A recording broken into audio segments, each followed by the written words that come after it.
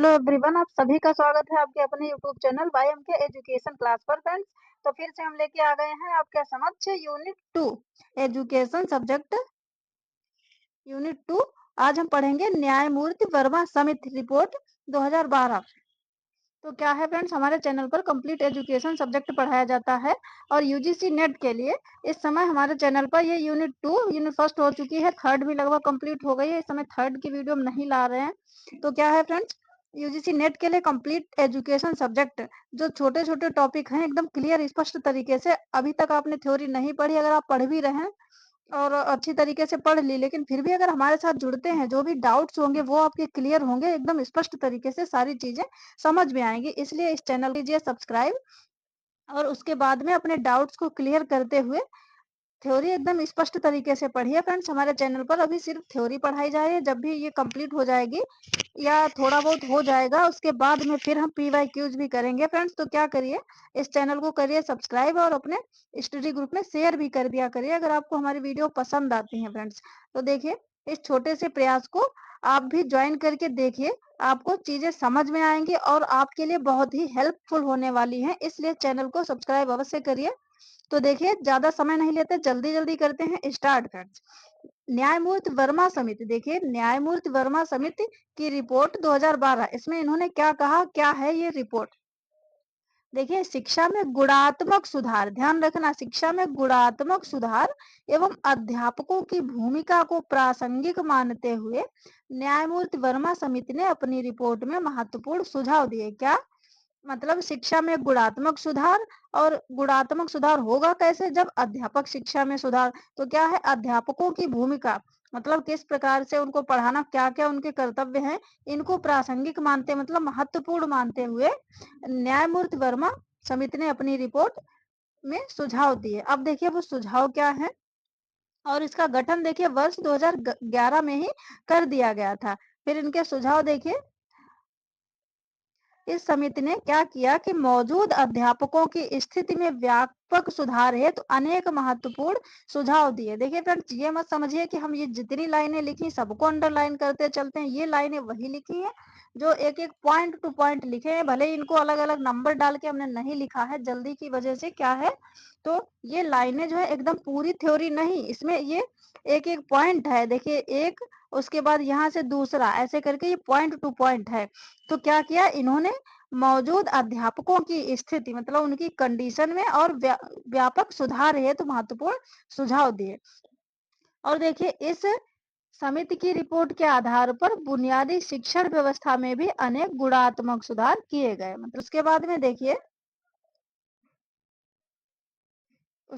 में देखिए, फिर क्या होता है, ये जो है पॉइंट टू पॉइंट लिखे हैं फ्रेंड्स। जहां से नेक्स्ट हम बताएंगे तो वहां अब की बार हम कुछ करते चलेंगे, निशान लगाते चलेंगे। देखिए क्या है कि जेएस वर्मा समिति की रिपोर्ट शैक्षिक सुधार के क्षेत्र में महत्वपूर्ण कड़ी मानी जाती है।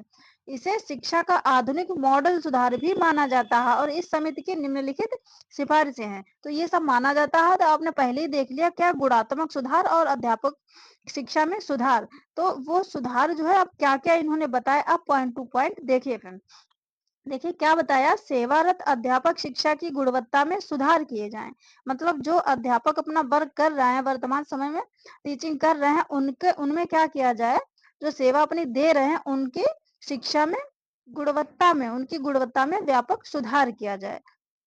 शिक्षक को पेशेवर बनने की आवश्यकता, पेशेवर मतलब जो उसका व्यवसाय है, क्या, शिक्षण कार्य, उसमें जो है बहुत अधिक वो ट्रेंड होना चाहिए। और देखिए नेक्स्ट पॉइंट, अध्यापकों के संबंधित विषयों के ज्ञान में वृद्धि की जानी चाहिए। अब जो भी सब्जेक्ट है, अध्यापक पढ़ा रहा, जब तक उसको अपने विषय का ज्ञान नहीं होगा तब तक क्या वो सही से टीचिंग कर पाएगा, नहीं ना। तो यही बात है, वर्मा समिति में कहा गया कि अध्यापकों के विषयों में ज्ञान में वृद्धि की जानी चाहिए। देखिए सुझाव, इसमें कोई थ्योरी आपको लिखने को मिलेगी नहीं, सुझाव आपको पढ़ने हैं। इसकी डेट भी ध्यान रखना है, सही कंफ्यूजन कहाँ पे होता है फ्रेंड्स, आपको बता दें। देखिए, न्यायमूर्ति वर्मा समिति रिपोर्ट 2012 और राममूर्ति वर्मा समिति, इसमें आप कंफ्यूज, अगर कोई ये आयोग दे दिए गए, समितियां दे दी गई, आपको सीक्वेंस में लगाने, मतलब क्रम से लगाना है। कौन सी बाद में आई, क्या जो भी है उसको अरेंज अगर करना है, तो आप कंफ्यूज होंगे किसमें, न्यायमूर्ति वर्मा समिति रिपोर्ट और राममूर्ति वर्मा समिति में। क्यों? देखिए, क्योंकि न्यायमूर्ति वर्मा समिति 2012 है जो कि आप पढ़ रहे हैं, और राममूर्ति वर्मा समिति की रिपोर्ट 1990 है फ्रेंड्स, ये कंफ्यूज नहीं होना है। राममूर्ति ध्यान रखना, राम जी पहले आए तो राममूर्ति कौन सी 1990 वाली है, जो 12 वाली रिपोर्ट है न्यायमूर्ति जस्टिस वाली, वो 2012 में है फ्रेंड्स। ये कंफ्यूजन हमें होता था, इसीलिए हम आपके समक्ष भी ये जो है क्लियर करते चलते हैं फ्रेंड्स। और क्या देखिए, विषयों की अधिक से अधिक जानकारी शिक्षा सुधार की महत्वपूर्ण कड़ी मानी जाती है। जो जल्दी जल्दी सब देख डालना है आपको। वर्मा समिति में देखिए, अध्यापकों को विशेष प्रशिक्षण देने की आवश्यकता पर बल दिया। यहाँ से भी कहीं ना कहीं कोई पॉइंट आपको मिलेगा और पूछ लिया जाएगा ये किस समिति में, या ये बात किस आयोग में कही गई है, किसका सुझाव है। इसलिए जो है सारी चीजें ध्यान से पढ़ना। देखिए फिर क्या है, मतलब वर्मा समिति में अध्यापकों को विशेष प्रशिक्षण देने की आवश्यकता पर बल दिया। मतलब जो अध्यापक हैं उनको अलग से जो है ट्रेनिंग और दी जाए, इसकी आवश्यकता उन्होंने महसूस की।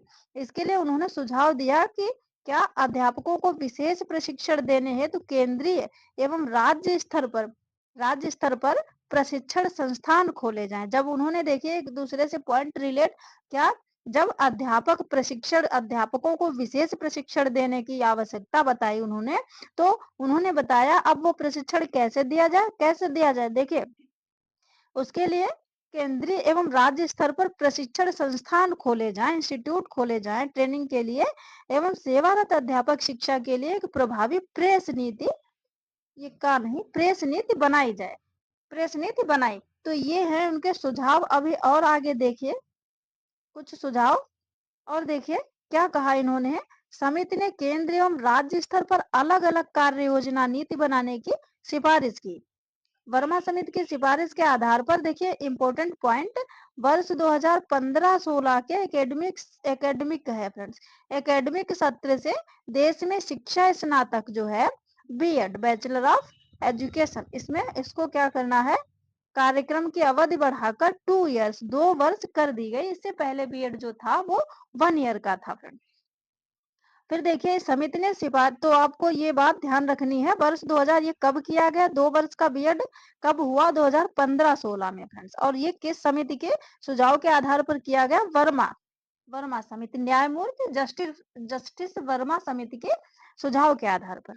और देखिए समिति ने सिफारिश की कि प्रशिक्षण केंद्रों को अध्ययन केंद्र से पृथक रखा जाए। जो ट्रेनिंग इंस्टीट्यूट हैं उनको, जो पढ़ने के लिए इंस्टीट्यूट है अध्ययन केंद्र, उनसे पृथक अलग रखा जाए। ट्रेनिंग देने वाले केंद्र अलग हो, पढ़ाने के लिए जो संस्थाएं हैं वो अलग हो। ये बात भी वर्मा समिति में सॉरी वर्मा समिति में कही गई। न्यायमूर्ति वर्मा, राममूर्ति वर्मा में नहीं, न्यायमूर्ति वर्मा समिति में ये सारी चीजें कही गई। और देखिए प्रशिक्षण के दौरान विभिन्न प्रकार के सेमिनार एवं कार्यक्रमों का आयोजन किया जाए, ये भी कहा गया। सेवारत अध्यापकों को तकनीकी ज्ञान और मतलब टेक्निकल ज्ञान और ऑडियो वीडियो एवं कंप्यूटर से भी अवगत कराया जाए। देखिए ऑडियो वीडियो ये कंप्यूटर, क्योंकि आजकल जो है क्या है कि सारी चीजें कंप्यूटर के माध्यम से सब जो है क्या है कि होता है, सारी चीजें डिजिटल हो गई हैं, इसलिए जो है इसका ज्ञान भी टीचर्स को होना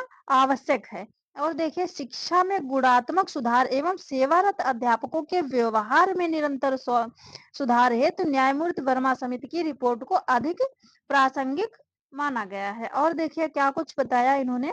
देखिए बस आज के लिए इतना ही। राममूर्ति वर्मा की रिपोर्ट आप पहले पढ़ चुके हैं, आज आपने पढ़ी न्यायमूर्ति वर्मा समिति की रिपोर्ट। और क्या है, न्यायमूर्ति वर्मा और राममूर्ति वर्मा, इनकी डेट में आप कंफ्यूज भी नहीं होंगे फ्रेंड्स। तो ये सारी चीजें हैं। अगर आपको वीडियो पसंद आए तो वीडियो को लाइक कर लीजिए, चैनल को कर लीजिए सब्सक्राइब फ्रेंड्स। नया समझ के आगे मत बढ़ते जाइए। अगर आप देखते हैं वीडियो तो चैनल को सब्सक्राइब कर लिया करिए, और लाइक करके एक शेयर भी कर दिया करिए। और जो भी आपको जैसा भी लगता है, समझ में आता नहीं, या हमारा प्रयास कैसा आपको लग रहा है, अगर आप वीडियो देखते हैं तो एक छोटा सा कमेंट्स भी कर दिया करिए फ्रेंड्स। तो आज के लिए इतना ही, मिलते हैं नेक्स्ट वीडियो में।